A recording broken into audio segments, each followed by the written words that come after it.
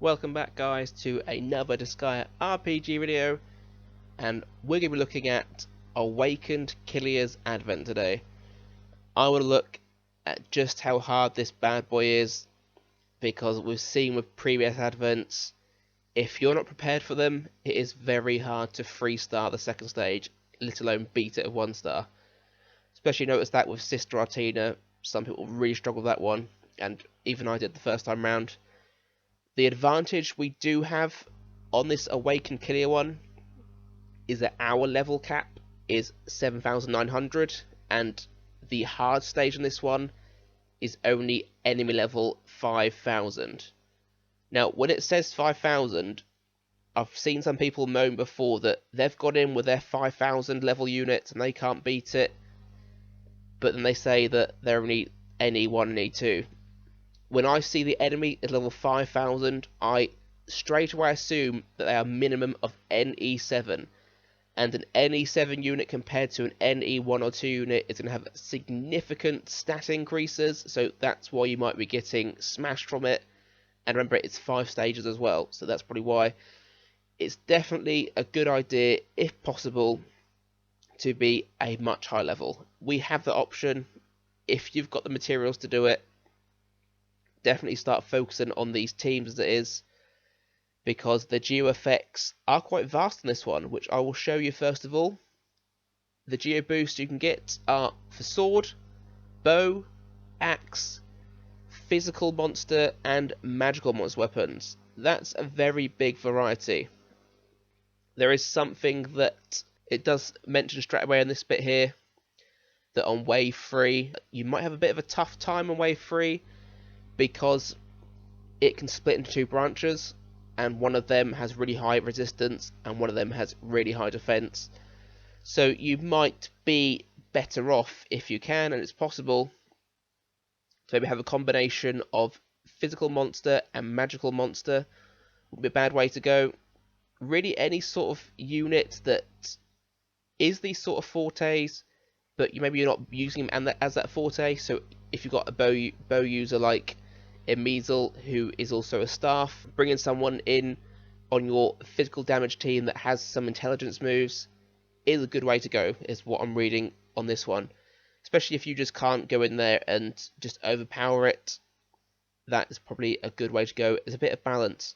It's got some little notes here about New Year Rosalind. I'm going with, it says Rosalind, but that'll be New Year Rosalind and Almaz, who have some recovery moves, which is a nice way to go.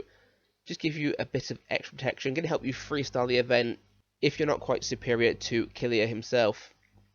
It's got a team option here. Well, I say a team option, it's giving you a little note of saying that the magical monster units in the game are a bit sparse, and this is an option ahead. Okay, thank you Dengeki Wiki. It is an option. I mean, if you've got Swimsuit Desco and she's leveled up enough, she's going to pounce all over this level. I don't have her, unfortunately.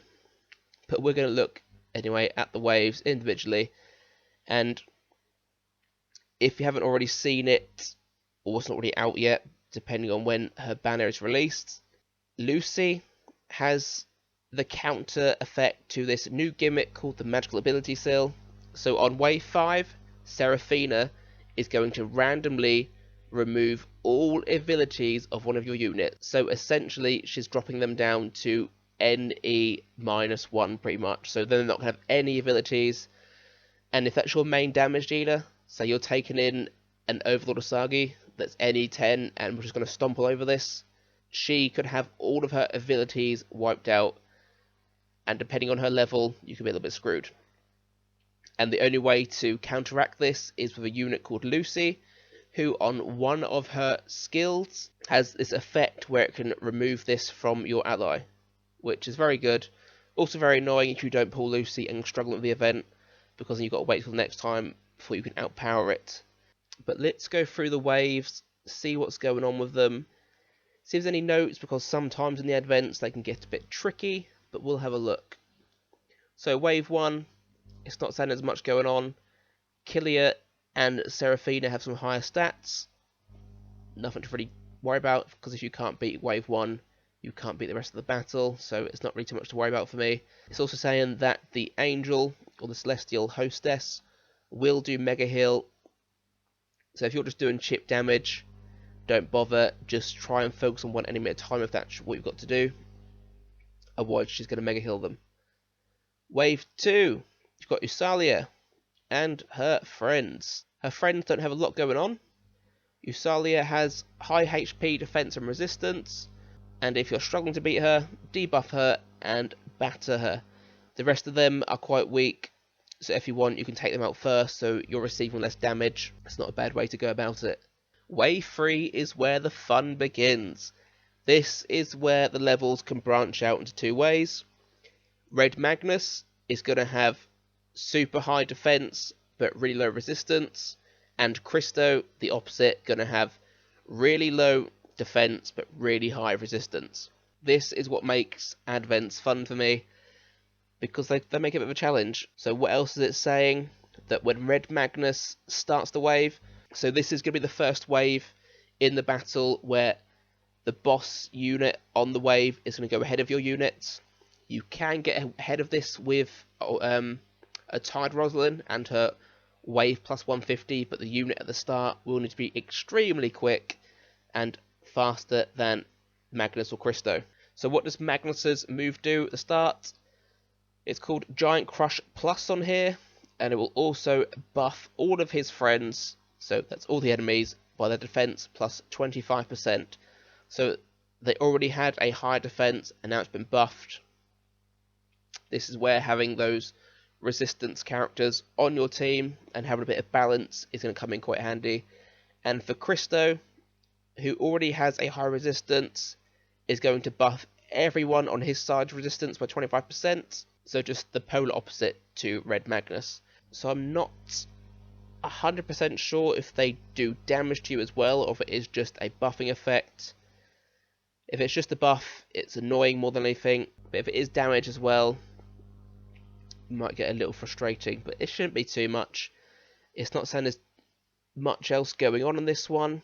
So it's got this nice little note at the bottom here, just giving you a reminder that Overlord Asagi has two skill moves which attacks the enemy's lower of defense or resistance. So in this wave, that's going to come in really, really handy. And it's also mentioned that Swimsuit Desco, our new Desco, has her Apex Predator Desco move, is what I believe it's called, which again, it will attack the lower of the enemy's defense or resistance. So those two units, if you have them, definitely bring them into this sort of stage. It'll be really handy, and they can play on each other's abilities really well. So for Overlord Asagi, her NE7, she needs all monsters in her team, and the same for Summer Desco or Swimsuit Desco. She'll be dealing extra damage if the whole party is monsters. So these two, if you have them, I'm thinking you're going to be quite set. Myself, I only have Overlord Asagi. I don't have Desco, which is a shame because she looks like she'll be really handy on this wave, and just the stage in general. So what else is it saying? The professors, so these two at the back here, if you didn't know who they are, they will be speed downing and the magic move debuff, so they're going to be lowering your intelligence and your speed. So you could just decide to kill them first if you want. It's not saying that Christo does anything else after that initial move, the same with Red Magnus, and I do think it usually does make sense. If you can't wipe out the whole wave at once, knock out one of the weaker ones at a time, because especially the bosses, you might not be able to wipe them out in one go. So kill the weaker units first, so you're receiving less attacks, less debuffs. That's always a good way to go about it. Wave 4. Two enemy patterns here. One is apparently very rare. That's why there's some question marks. And they sort of say, where is it at the bottom here? Experience for yourself, pretty much. It's got low probability, and just witness it with your own eyes, the gimmick. So thanks for the heads up there, and sorry I can't give you any more information on that one. So Seraphina is another one of those units who's going to go first no matter what you do, unless you have that wave manipulation again, like I mentioned before. So a Tide Rosalind with her wave plus 150. If your unit is incredibly quick, they can get ahead of Zerakan with that action gauge manipulation at the start of wave. So what else do they do? With his first move, it looks like it's just a normal standard attack. It is the Hell Devil Flame Bullet. It does mention the other move he does do during the wave is the Purgatory Palm, and it does have the Forget effect attached to it, so be wary of that one. And it does mention that it might not be a bad idea to focus on Zerakan first, because you do not want to go into wave 5 with the Forgot effect on your main damage dealer. That's going to be really, really annoying. Or even if it hits maybe the healer you bring, or a buffing or debuffing unit, you do not want that. You want everyone to go into that final wave with all their moves ready for you. What else happens in wave 4? So the pirates can also be a bit of a pain with a speed debuff move. So defeating Zerakan and the pirates looks like it's going to be your first priority. Get rid of them. On to wave 5, the funky one. So as I mentioned earlier, at the start of this wave, Seraphina is going to seal one of your units randomly all of their abilities. This will be an absolute bugger if it's your best unit, and especially if you're at a stage in your game development of where you're not quite strong enough just to wipe this out really easily. Say if your team is even just like the 5,500s and they're not overly developed in their NEs currently, this could really put a spanner in the works. I mean, it's only for that one turn, and remember, if you do fail a battle, it doesn't affect your 3 turns per day. They only get decreased when you beat the fight with a victory. So if you're unlucky enough for it to be your main damage unit and it sort of screws up your run, or if you're trying to 3-star it as well, you can just restart the fight. It's up to you. And something to take note of as well, with this evility sealing move, you cannot espoir it away. That does not work. The only thing that can get rid of it is Lucy's move, which I will show you Lucy on the screen now. So this is Lucy, the lovely Lucy. Don't get distracted. Sorry. So Lucy has this skill called Fallen Angel, where it's a party-wide buff of speed, and it also has this magical beauty seal recovery that wipes out Seraphina's move. That is very good. Also very niche. You might not even pull for Lucy, and I don't think it's a great idea to pull for Lucy just for this one battle. And I'm not sure if in the future what other battles have it. I mean, there must be another battle that has this magical ability seal. Otherwise it'd be a little bit, I wouldn't say pointless making Lucy. It'd be a bit annoying making Lucy just so she could, just to beat this Awaken Killia event. But other than that really annoying thing that Seraphina is going to do to you, what else is going on in this wave? As usual of these sort of events, Killia, the boss in the wave, is going to have high stats compared to everyone else. Same with Seraphina, when it looks of it, going to have high stats as well. And also, like previous Advent, don't leave the enemy with low HP, because they will counter-attack you and deal higher damage than they normally would if they had higher HP. So try to kill them off in one go, or focus a few attackers on one unit before they're going to attack you, just so you know they're dead before they can get a chance to hit you back. And the last little bit it's sort of telling you here is debuffs are effective against Seraphina and Awakened Killia because they're very much attack-based units. You cannot use abnormal status moves on them, so you cannot poison, forget, sleep.